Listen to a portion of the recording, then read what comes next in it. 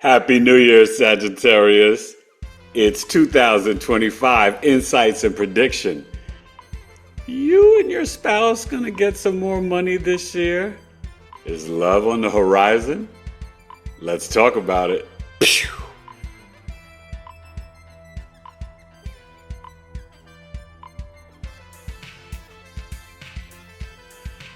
Hey, what's up, everybody?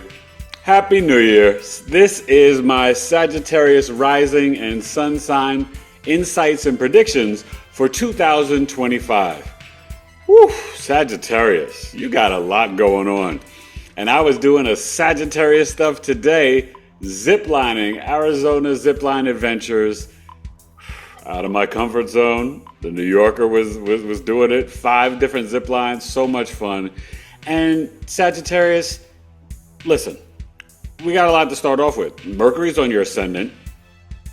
Mars retrograde, right, in your 9th house. But it's going into your 8th house really until April of 2025. We're talking about making sure, get your taxes ready. You don't want the IRS coming after you. This can make you probe and investigate the thin veil between the 3D and the 5D. It can make you want to research and maybe even learn about the occult knowledge, metaphysics, astrology, numerology, tarot, human design. But at the same time, this can make you have some intense emotions. This could literally be becoming a midwife, a doula, or a death doula. And that will leave. And then you got Jupiter come in there and clean up any drama that the Mars created. Because Mars does cut, separate, and divide. But it is brothers and boyfriends. And that sign, Sagittarius, in the 8th house is Cancer, Sun, Moon, Risings can be physically or sexually attracted to you. Okay? Could create arguments with the in-laws.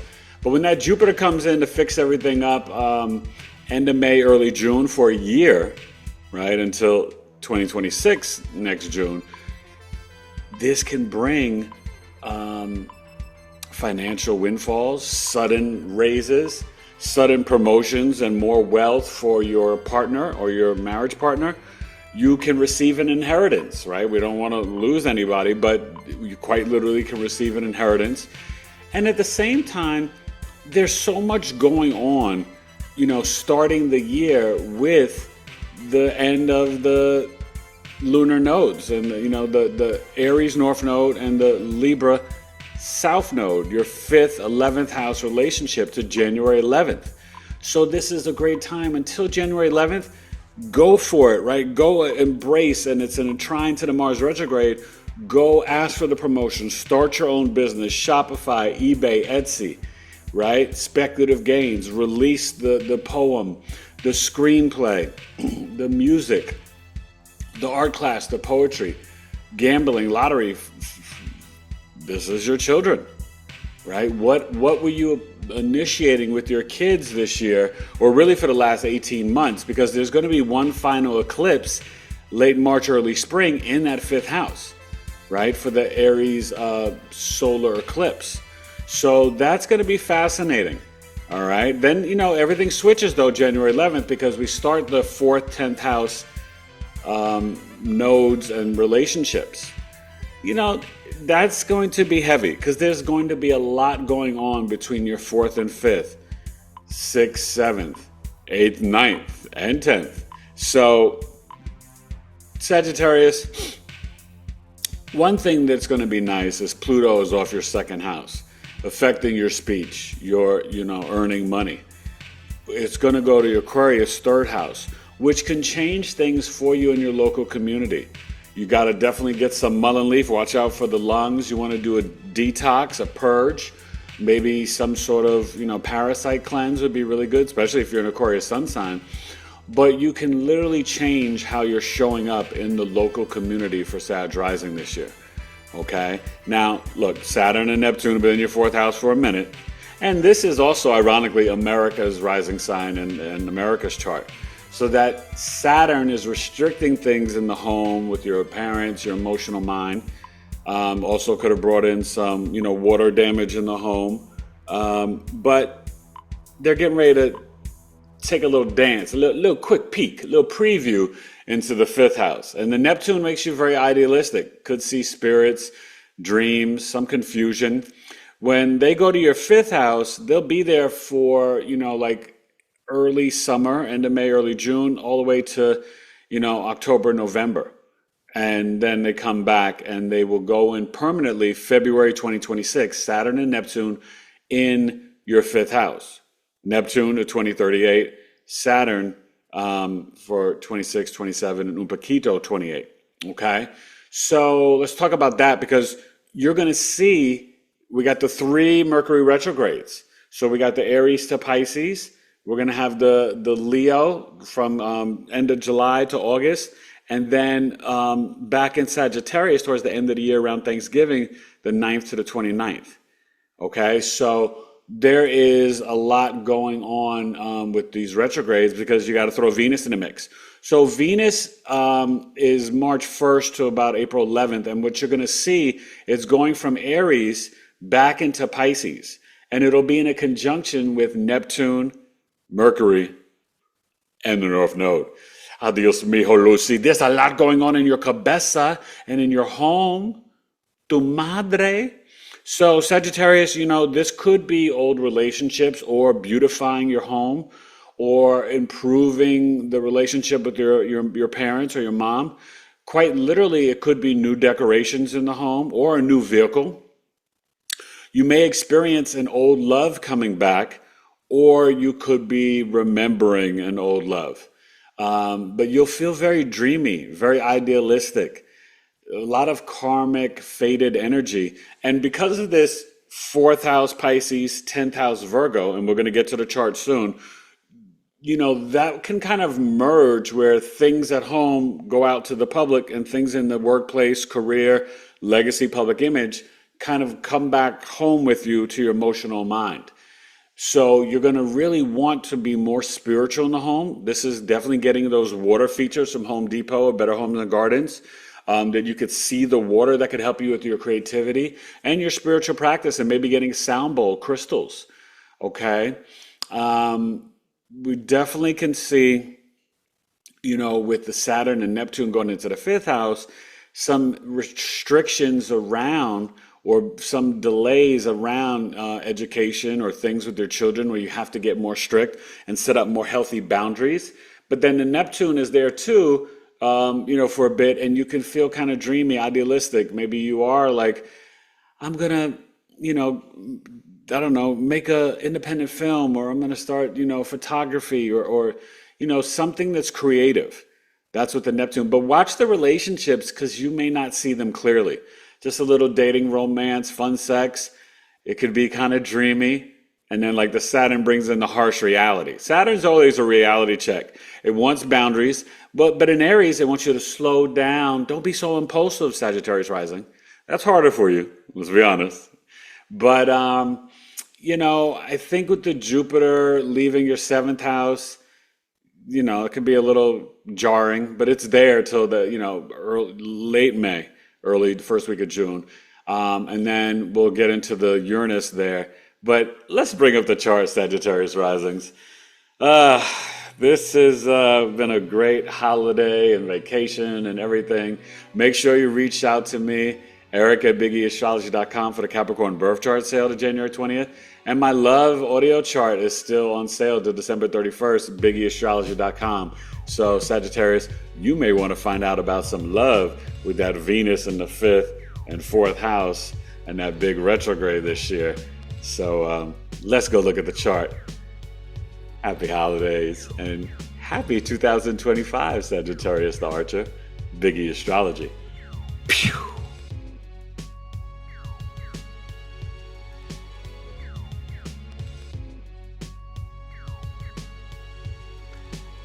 Yes, Sagittarius 2025. Born to stay alive, of course you're going to strive. Whenever you move your hips and thighs, you will just thrive. So, as we were going to get to, the Uranus leaving your 6th house. This doesn't mean it's okay to drive fast when you're running your work, your service, your daily routines, your errands. But Uranus will give you a little break.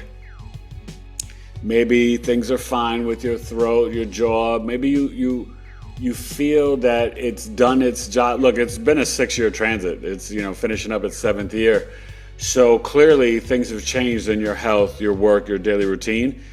Sometimes for the greater good, but sometimes it can be challenging. A lot of upheaval, unexpected events. When Uranus goes to your 7th house, after the Jupiter leaves, well, on the 7-7 portal, Uranus goes in, and then it will retrograde back. The retrograde goes from September to February. I think it goes back into Taurus, maybe sometime in January 2026. But it won't enter back into Gemini until April 2026. So this is a little sneak preview from July to the rest of the year. And I think what you're going to see is, wow, I'm showing up differently, and I'm suddenly meeting new business partnerships, new relationships, a new version of my spouse. My husband or wife is going through a change, right? I know this. I just went through it with my wife on the first 7th house axis. So Sag, Gemini, it's your turn. And trust me, as a Sag rising, what you see in the 7th house, if you are booed up or in a serious competitive relationship or a marriage, this is going to change your partner, change how you show up in the marketplace. You're going to be more tapped into technology, AI, ChatGPT, all these different AI apps. But this could be sudden breakups or more of a spiritual awakening with your partner, or even an open marriage. And sometimes textbook-wise, you'll hear, watch out for divorce. Hey, knock on wood, but thank goodness, no divorce for me with that first 7th house axis, Scorpio, Taurus. But definitely a new version of my wife that is just incredible and amazing, because I got the best wife ever. So Sag, you may be able to say this after 7 years. But, this is going to give you a little sneak preview. So be excited about some of the unexpected events, because Uranus is about the evolution of your soul. It's the rebel, the black sheep. It is sudden events. It's extreme weather. It's also the central nervous system, the motherboard in the back of the neck. So you've got the 3 Mercury retrogrades. There's a lot with the Venus, Mercury, Saturn, Neptune, 4th, 5th house stuff.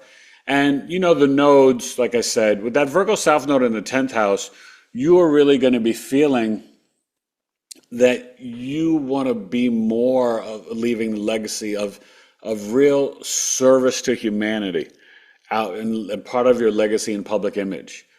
This can, also bring some spiritual connections with dad or the government, or South Node, K2, does cut, separate, and divide like Mars. If it's not spiritually right for you, it's time to let it go, and maybe this is a change of career. Maybe this is where you start to work from home, or maybe you increase your spiritual practice, which brings more opportunities and blessings with your 5th, 8th house relationships in terms of, crystals and gems, or learning about astrology. Maybe you're like, hey, I want to study with BigEAstro, things like that. Let's not forget, speaking of astrology, gold, another house we look at for health, the Libra South Node till January 11th on the 11th house, which, remember, houses 3, 6, 10, and 11 get better over time. So, this is where relationships with your older siblings or over the internet, you got to January 11th where you're like, listen, if this is not bringing harmony and peace to me, if this is not helping me to connect with the right groups and organizations or show up at the, on the internet, then I don't want to be a part of it. And the Lilith is going to make you instinctual, but you could have some people from your social network or groups or organizations that you're a part of that can be jealous of you or sexually, try to hit on you. Men and women over-sexualize you. It's very literal. Lilith is going to bounce around between Libra and Scorpio. Juno in your 12th house, hey, it could, it's bed pleasures, sleeping, and for sex. You could travel, go on a vacation. You could find love in the spiritual realm, maybe get a download of someone that you're going to meet starting in the beginning of the year. Or really just feel at home and committed to your spiritual path in your bedroom, your meditation, and exploring the subconscious mind. And I do that in my Astro Life Transformational Program, which is on sale for $1,750, 5 months. it changes everything. And it's going to go back up to 2000 January 1st. But definitely go to BigEAstrology.com if you want to book that. Sagittarius Risings, I love you. You know, hey, my mother-in-law's got this. She's the best. And, you know, that Mars Leo starting off, this could be where you are kind of traveling a lot in the beginning of the year, or deciding, you know what, I'm not going to travel maybe until May. You know, maybe in May you start traveling again, or maybe in May you decide you want to do some continuing education or literally some publishing. Okay, Sag Risings. But this is going to be a good year. You know, Jupiter will still be there to the end of May. So the first part of the year, going into the first week of June, you know, this could be meeting someone for a relationship. This could be expanding or growing or doing some remodeling in the kitchen. A lot of different things. So Sagittarius, I think you're gonna, I know you're gonna have a great year. A lot of things going on between the 10th house and 4th house, and Saturn, Neptune, little preview, the 5th house can bring some things up with your children or your education, or even some connections to your past life. And quite literally, you know, when Venus gets there and then retrogrades back, there could be some, like a lottery ticket or going to see a concert or a show sometime in, you know, I would say late February, early March. Okay, so that's on the agenda. Sag Risings, you gonna be all right. It's gonna be a great year. Happy New Year, Sagittarius, and make sure you reach out to me, and definitely Sag, Sun, Moon, Risings, book a solar return, second day progression. See how your soul is vibrating now. And you're going to have a wonderful 2025 for Sagittarius the Archer. Biggie Astrology. Pew.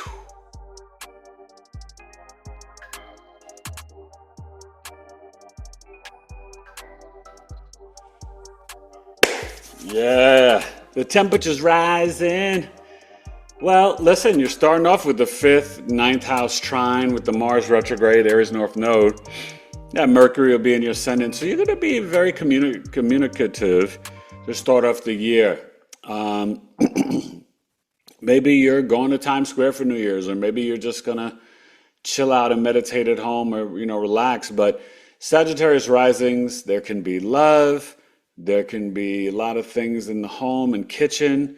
There can be an increase of your spiritual practice, but you got to focus on your health no matter what you eat. And, you know, I never tell my clients what to eat, but definitely the Capricorn 2nd house, Pluto not being there, and Ceres and Aquarius and Venus to start off the year in your 3rd house with the Pluto, you definitely want to do some cleanses, some detoxing. Maybe, you know, I'm not a doctor, but I did stay at a Holiday Inn, and, you know, check with your medical people. But the cayenne pepper, distilled water, organic maple syrup, and lemon juice, it really helped a lot. I mean, I lost a lot of weight, man. I think in a month I lost like 21 pounds. I got down to lower than I was when I got married, 185. Normally I don't talk about my weight, but I'm talking about it today. I'm proud.